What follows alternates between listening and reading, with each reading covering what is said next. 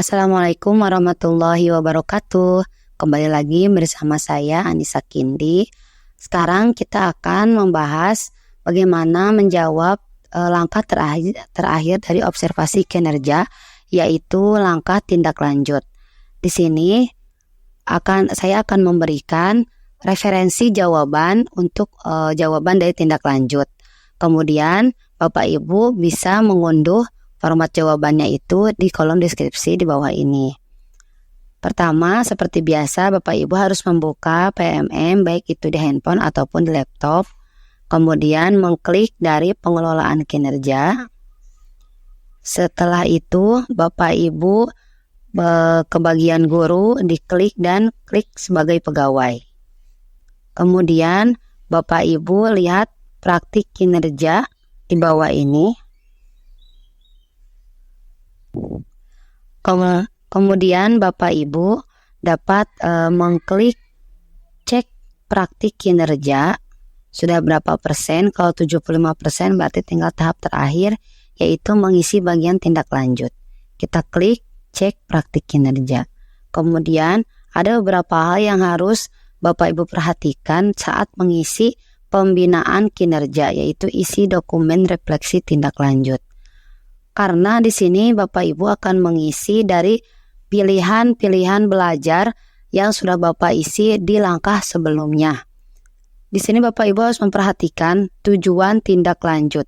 Tindak lanjut yang pertama ini adalah yang Bapak Ibu isikan di langkah sebelumnya. Di sini saya mengisikan bagaimana mengembangkan strategi untuk memelihara lingkungan belajar yang positif. Karena Bapak Ibu coba lihat di sini ada bagian pilihan belajar melalui platform PMM. Di sini ada penjelasan tujuan tindak lanjutnya, yaitu pengelolaan kelas untuk mencapai pembelajaran yang berpusat pada peserta didik. Maka di sini jawaban inspirasi dari kita sebut tujuan 1 dan tujuan 2. Tujuan 2 dari PMM ini dan tujuan 1 adalah pilihan belajar kita. Nah, tujuan 1 dan tujuan 2 ini inspirasinya pasti berbeda ya Bapak dan Ibu. Jadi jangan disamakan antara inspirasi tujuan tindak lanjut yang pertama dengan tujuan tindak lanjut yang kedua. Karena yang kedua juga kan Bapak Ibu bisa dapatkan dari pelatihan di platform Merdeka Mengajar. Di sini saya akan menampilkan referensi jawaban. Yang pertama, apa inspirasi baru yang Anda dapatkan dari upaya tindak lanjut? Setelah Bapak Ibu mengisikan tindak lanjutnya, lalu apa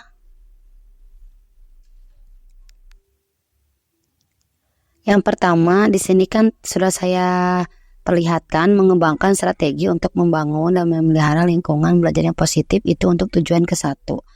Lalu apakah inspirasi baru? Di sini saya menjawab menciptakan lingkungan belajar. Nah, ini adalah salah satu langkah yang mudah jika Bapak Ibu tidak bisa langsung mengisi di kolom PMM-nya, maka bisa Bapak Ibu coba diketik terlebih dahulu di Word atau di Google Doc supaya lebih rapih dan terarah jawabannya. Atau Bapak Ibu bisa memakai referensi dari jawaban yang sudah saya share di kolom deskripsi. Kemudian yang kedua, berdasarkan inspirasi apa perubahan atau capaian yang telah Bapak Ibu peroleh dari tindak lanjut tersebut. Saya menjabarkan seperti ini. Setelah mendapatkan umpan balik dari kepala sekolah, teman sejawat dan murid, saya mulai meningkatkan kemampuan dalam mengelola kelompok murid belajar dan seterusnya. Setelah di-copy, kemudian paste. Lalu apa sih 3 tantangan yang paling sulit?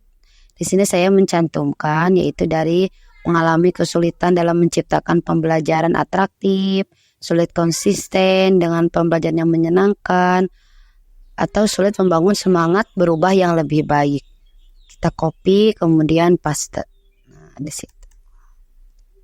Kemudian apa sih rencananya dalam mengatasi tantangan tersebut agar bisa memastikan perubahannya terjadi? Jadi apa upaya perbaikan Bapak dan Ibu dalam tantangan tersebut.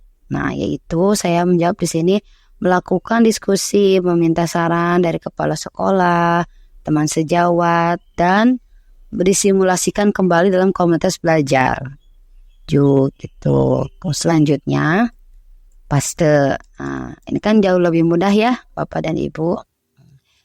Kemudian, yang kedua, karena saya mengisi pada langkah sebelumnya yaitu pilihan belajar dari platform Merdeka Mengajar, maka setelah saya mempelajari dari pengelolaan kelas untuk mencapai pembelajaran yang berpusat pada peserta didik, maka apa sih inspirasi baru yang didapatkan gitu kan.